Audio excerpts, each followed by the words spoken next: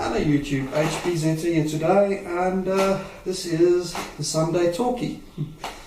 It's going to be quite a long talkie today, and I've got quite a few things to say. It has been about 2 months since I made one of these.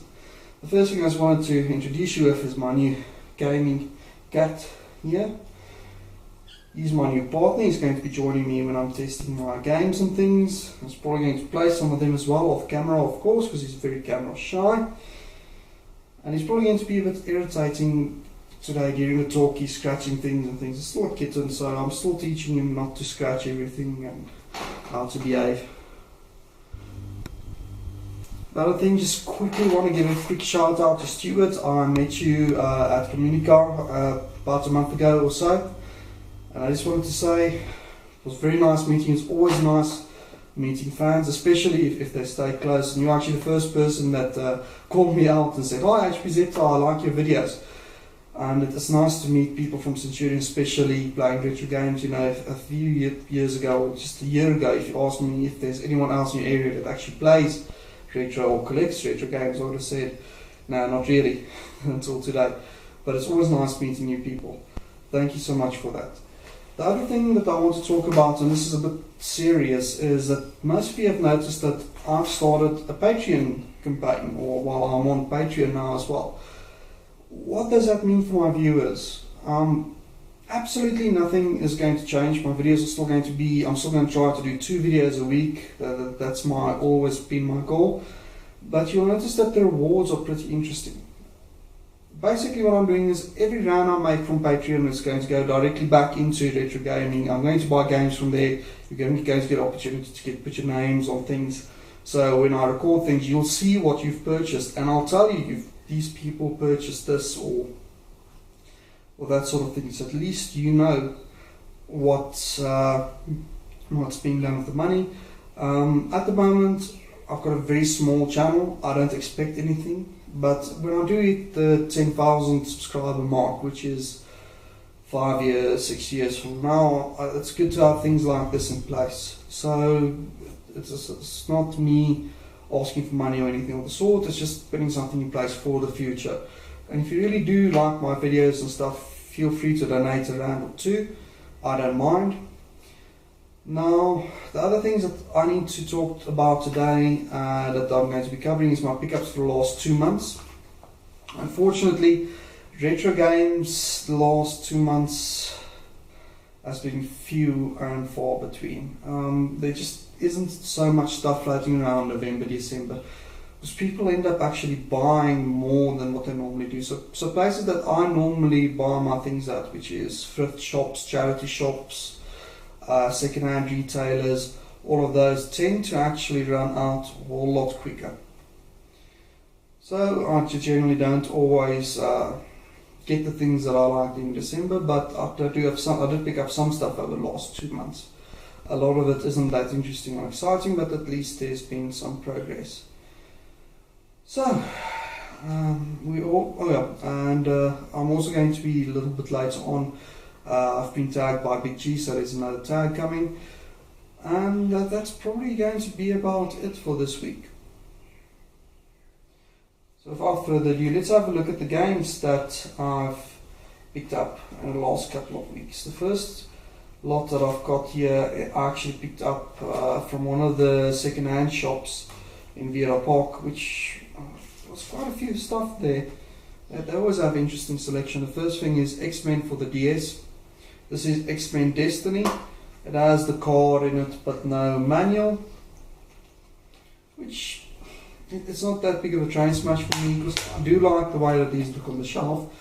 And I've played a bit of this. It's quite a good brawler, and it has like the comic strips as cutscenes and things, which I really do enjoy. So it's a good game at 25 rand. Then the main thing that I'm very chuffed about that I found at that shop was Earthworm Jim. Oops, that way around. I got this for 15 rand, so that's about $1.50. And it's just very good condition inside. This doesn't have any scratches, and I've never come across this game before in the retail shops. The nice thing is that this is the Windows 95 port. I know that most of you know Earthworm from the Sega Mega Drive port, but this is the same game that a friend of mine bought, and this was when I was introduced to the game, and back then I had too many games to play. I never could actually play the game properly, but at least now I've got the opportunities to play this. It's a classic, I know, and I'm going to have a great amount of fun playing this. The next thing I found there was Command & Conquer Tiberian Sun, which this is actually the EA Classics edition. It's also 15 rand I got this for. The interesting thing is that you can actually download this one and Red Alert for free from the Electronic Arts website, that they made it free for everyone to enjoy. It's freeware now. But it's still nice to have in your collection, and I really do enjoy the Command & Conquer games. The next one I'm not too sure about. It's Pitfall, also for Windows 95, also by Activision. I know that this is the remake. It's not based on the original Pitfall for the Atari, if I'm not mistaken. So I don't know if this is going to be any good or not, but I'm going to give it a go nonetheless. It might actually play decently. Then Oil Tycoon, this was also 15 rand. I don't know. The Tycoon games, they're very much hit and miss. Sid Meier's Railroad Tycoon, absolutely fantastic game.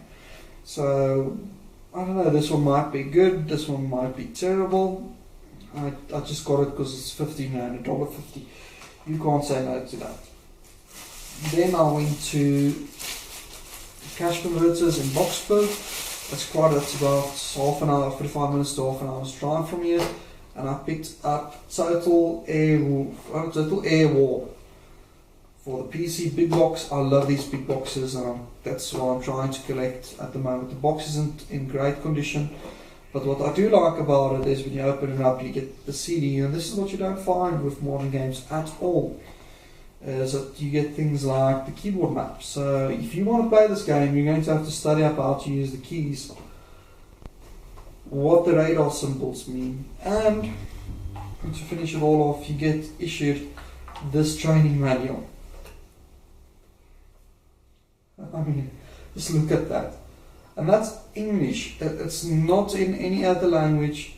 This is all English. It's not like it has 3 or 4 different languages. And it's that. This is all for this one game. I mean, you just don't see it these days. These days, if you want extras, you have to buy it limited edition, and it costs you 1,000 something other rand.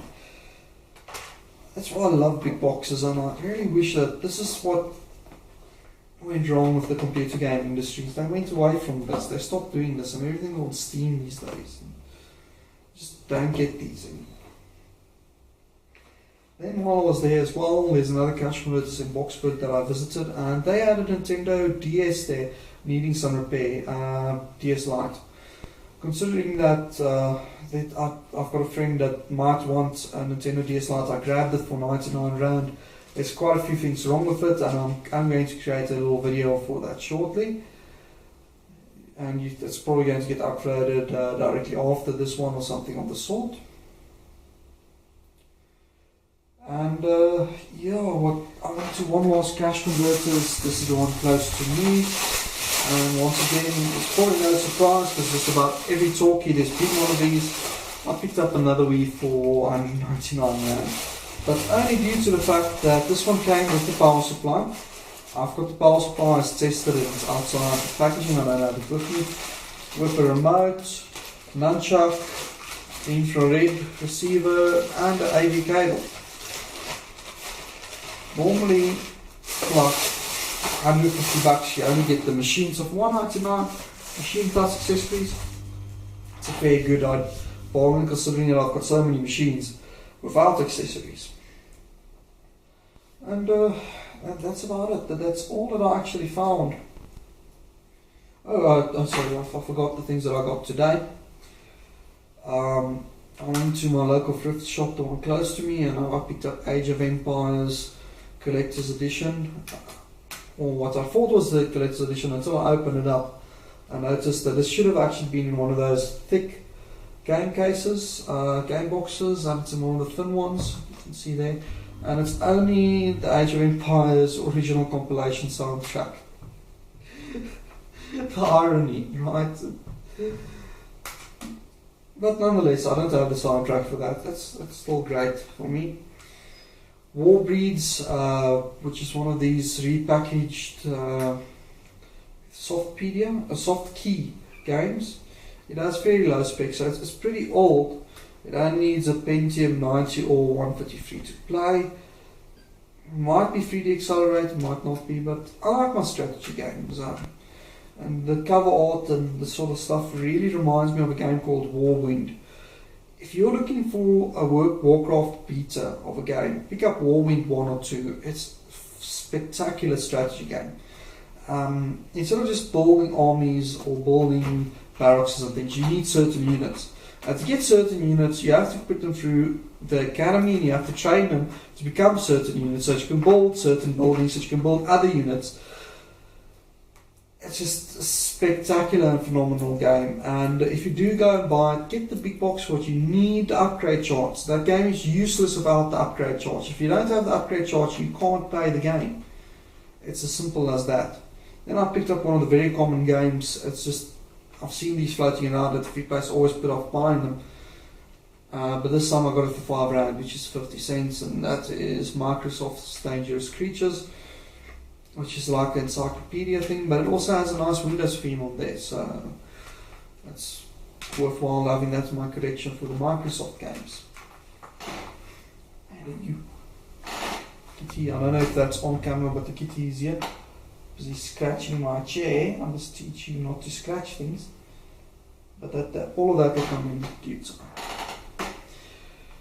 Right, so that's almost all that I've got to talk about at the moment. Sorry that there hasn't been videos for the last 2 months. Life has just been on top of me the whole time, and like I said, there just isn't much in the wild to make videos from, and yeah. So I was tagged about a month ago by BitG, and it's a 5-question tag. Most of these I've never answered before, so I thought it's a great tag to participate in. And I'm going to first take the kitty. Let's see if I can get Kitty a bit of attention so Kitty doesn't scratch everything and make a noise. So the first question he asked is, what state are you from? Now, I'm from South Africa. We don't have states, as Big G said. We're in Gauteng. I'm in Gauteng. And the only state that I'm in is a constant state of panic, trying to survive in this very fast-paced world of ours. That's the only state I'm in, but I'm in, my province is Gauteng, and I stay in Centurion. It's not quite as densely packed, and it's more like a little town, if you compare it to Joburg or Pretoria.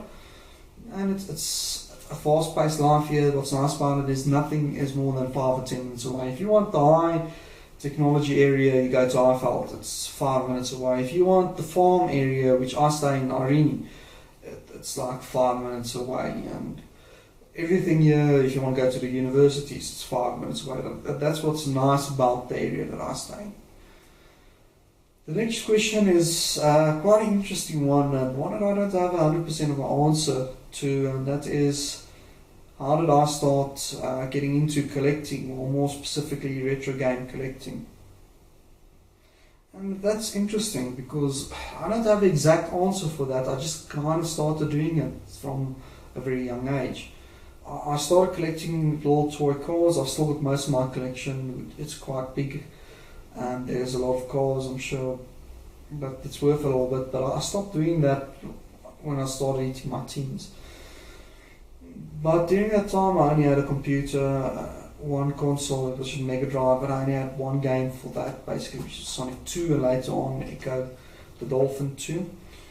And we had a Famicom with 36 in 1, and that was about it. So most of the stuff I had was computer games. So I then started trying to get more games for my Mega Drive and my Famicom, which by the time I actually started earning money for I just didn't have enough growing up to buy games for myself. So by the time I started earning money to buy things, they were old already. So it was already the early 2000s, and I started buying systems for them. My place of work, I worked a lot of game consoles, but none of them was the retro stuff. We didn't do that. modern stuff at that time, like the PlayStation 1 and 2 was what we did. And I just started buying slowly and surely the consoles and systems, and it started changing. I started focusing more back to the computer stuff that I enjoyed collecting, and the sort of games that I played, the pirated or the copied versions of, I'm trying to get the originals for. It's just something that I want, and I like the way that a collection looks when you look at a collection. Also, what to bear in mind is I'm more of a hardware collector than I am a software collector. If there was more hardware floating around, I would probably buy a lot more hardware and almost no software. I like repairing systems, finding out what makes them tick, and the research involved in seeing what you can do to a system, what mods is available, what protection did it use. And that sort of process is what I enjoy doing. I like sitting and just reading all of the stuff and gathering information and that sort of thing. So that's how I started collecting, which isn't actually an exact answer because I don't know myself. The third question is, what does my spouse or wife think of my collection? I'm single, no spouse, no wife. The girlfriends I had in the past, we never actually got to that sort of stage where it was serious enough that they would care. I'm a bit of a lone wolf, I like doing my own thing and stuff like that, so it's not a problem for me. And I'm sure that if I do meet someone, I wouldn't want to spend any time with anyone that's not part of at least the geek community. They have to be technical, they have to enjoy console gaming, computer gaming, or something of the sort, even just anime. That's good enough for me. But my wife or spouse will have to enjoy some things that I enjoy, and that means being part of the geek community, because I'm a geek. There's no other ways about it. So, the next question is my favorite game. Most of you already know. I just had the 21st birthday Doom special. That is my favorite game of all time. And just to add a little bit onto the question, the two other games that I really do enjoy was Duke Nukem 3D and Blood. I enjoyed a lot of strategy, and also like Dune and that sort of stuff as well. And yeah, my favourite game is Doom. That won't change. I think 50 years from now, if you ask me what's my favourite game, I'm going to say Doom. There just isn't anything that gets me hyped up or excited as much as Doom. It isn't. The next question is the first person I subscribed to on YouTube. Now this was, I think, back in 2006, but 2005, so just when YouTube started up. And back then, I had my first broadband. I had 56k right up to the mid 2000s, and I had my first broadband experience using what we call iBurst, which is a wireless service provider that functions on their own wireless band, and like everything in South Africa, it was capped. Now, right for like 3 years, my cap was I had 1 gigabyte of data. And the first time I discovered YouTube, I literally sat there and I just started watching videos after video after video after video. And it was like 10th of the month, and I used my cap up in one day. Bah, it's gone. It was like 699 Rand for 1 gigabyte back then. That's $70 for 1 gig. Gone. And none of it was retro. None of them. I didn't subscribe to everyone because I knew I'm not coming back. It just takes too much bandwidth. So I did register back then my account, or one of my accounts.